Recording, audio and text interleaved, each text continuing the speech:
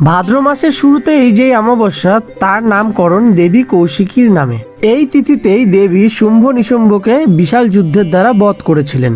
কৌশিকী অমাবস্যা অন্য সব অমাবস্যার থেকে একটু আলাদা। তন্ত্র মতে এই রাত্রিকে তারা রাত্রিও বলা হয়, মা তারার উদ্দেশ্যে।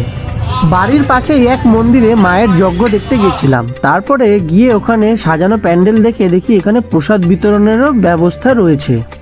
পুজো শেষে মায়ের ভোগ বিলি করা হচ্ছিল জনসাধারণের উদ্দেশ্যে।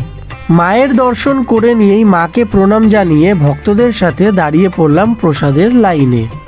দেখলাম প্রচুর ভক্তের সমাগম হয়েছে এখানে।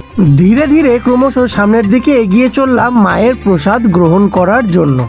আজ এখানে মায়ের প্রসাদ স্বরূপ এখানে পোলাও ও আলুর দম দেওয়া হচ্ছিল।